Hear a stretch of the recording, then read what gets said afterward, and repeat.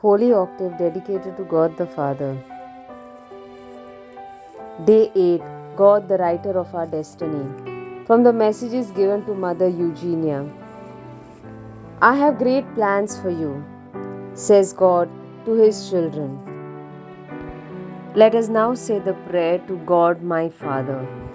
My Father in heaven, how sweet it is to know that you are my Father and that I am your child, especially when the skies of my soul are cloudy and my cross weighs heavily. I feel the need to repeat to you, Father, I believe in your love for me. Yes, I believe that you are a father to me at every moment of my life and that I am your child. I believe that you love me with an infinite love. I believe that you are watching over me night and day and that not a hair falls from my head without your permission. I believe in your infinite wisdom. You know better than I what is good for me. I believe that in your infinite power you can bring good even out of evil. I believe that in your infinite goodness you make everything to the advantage of those who love you.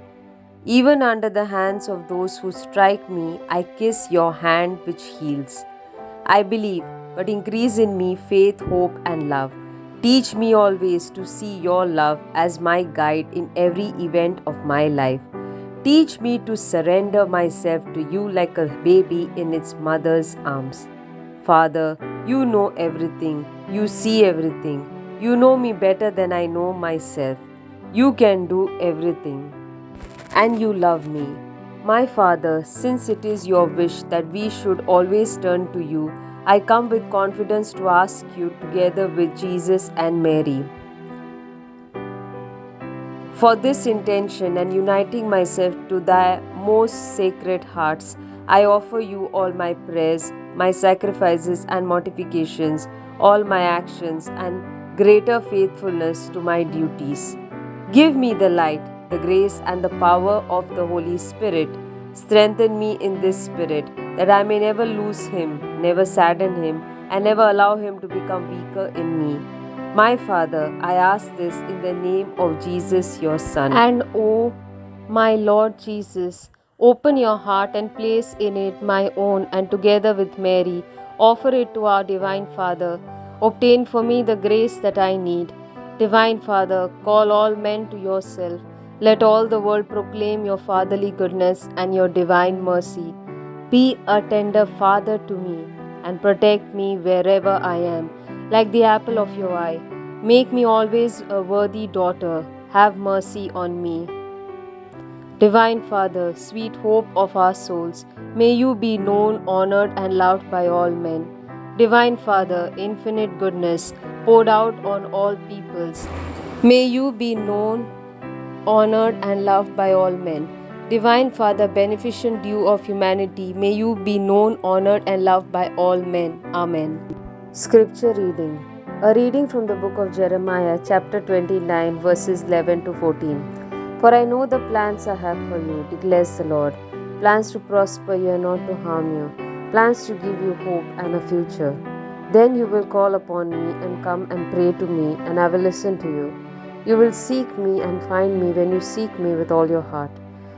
I will be found by you, declares the Lord, and will bring you back from captivity. Let us spend a few moments in silence and ponder on this reading.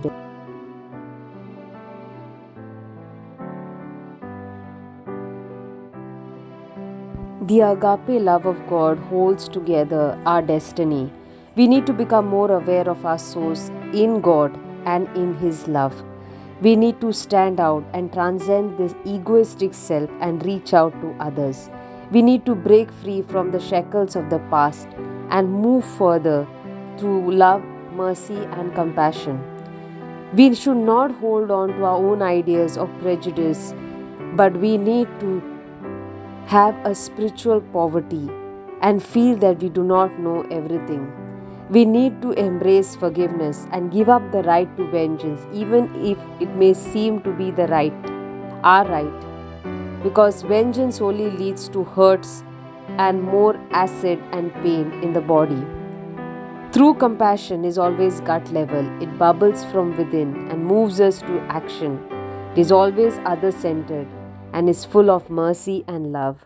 Today's world presents us with pseudo knowledge, pseudo realities, and pseudo truths, but focus rather on God's presence and His truth, which is revealed in the Bible.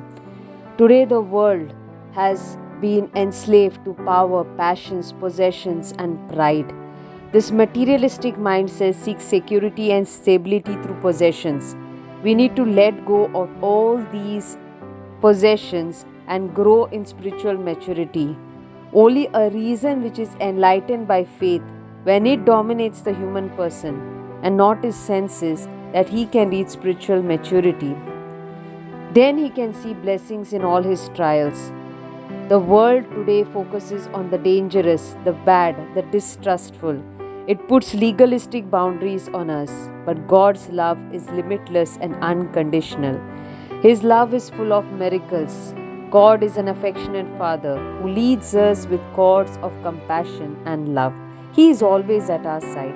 He helps us to build bridges of peace, miracles of encounter.